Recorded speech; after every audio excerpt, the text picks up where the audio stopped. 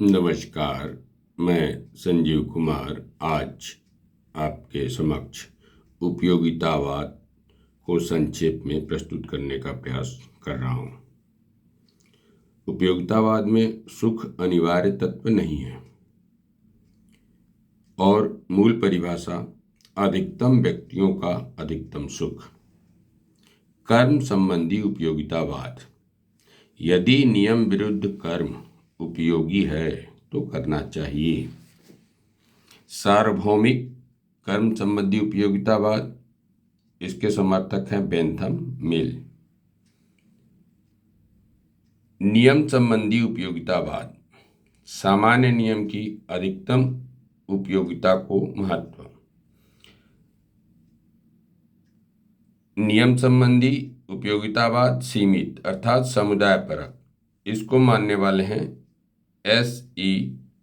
टुलिमन और सार्वभौमिक मिल, ऑस्टिन और ब्रांट। आदर्श मूलक उपयोगितावाद RM, रसडल एंड मूर। वे ही कर्म उचित जो मानव जाति के लिए ऐसे परम सुख के उत्पत्ति में सहायक जिसमें सुख सम्मिलित है परंतु जो सुख तक ही सीमित नहीं है। रसडल। उचित अर्थात शुभ परिणाम का कारण, उचित अर्थात उपयोगी, परंतु हम पूरा परिणाम नहीं जान सकते और परिस्थितियां बदलती रहती हैं। अतः मूल उपयोगितावाद का आंशिक समर्थन करते हैं। सुख मूलक उपयोगितावाद। बेंथम, मिल, सिज्विक।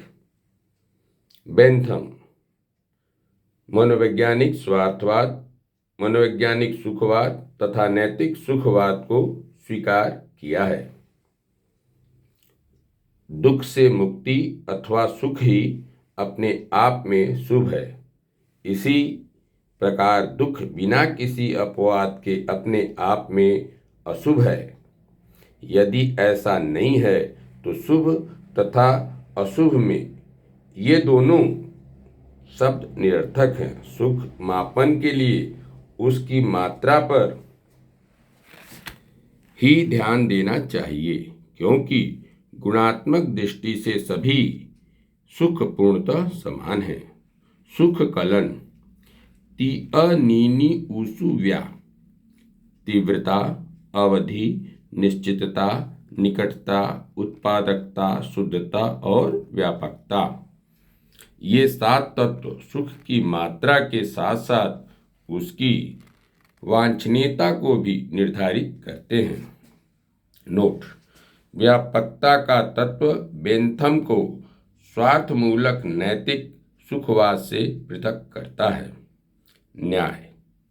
प्रत्येक व्यक्ति का महत्व केवल एक व्यक्ति का ही महत्व है, इससे अधिक नहीं। बेंथम। स्वार्थी होते हुए भी सामाजिक सुख के लिए कर्म क्यों किया जाता है? भौरा साधा। क्योंकि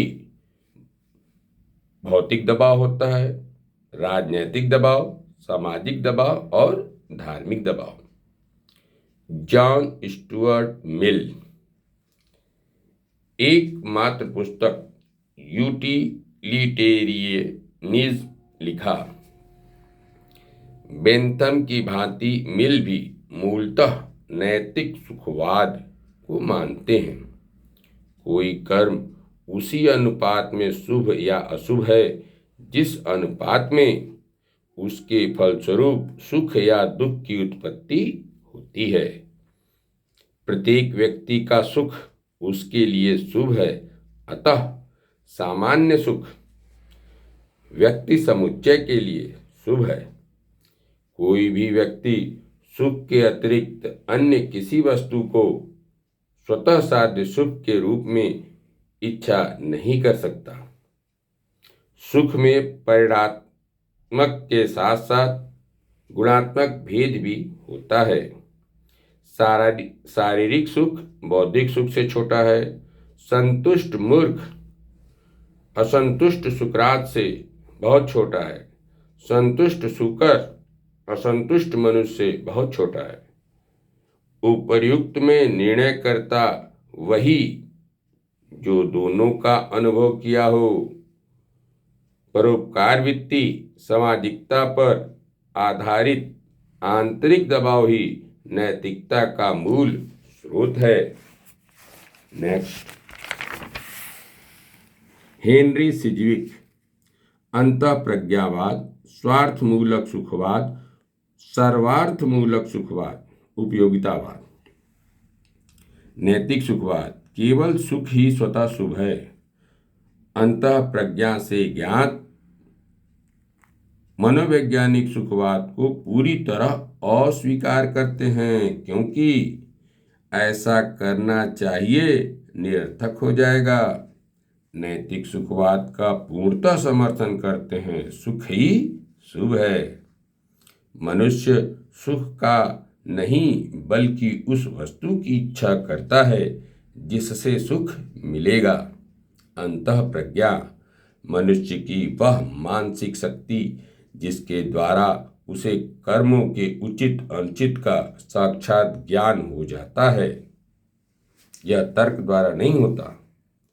सुखवाद का विरोधाभास, जैसे देखते रहने से नींद नहीं आ सकती और खेलते वक्त लगातार ये सोचते रहे हम खेल रहे हैं हमें आनंद आएगा, तो खेल का आनंद नहीं आता है।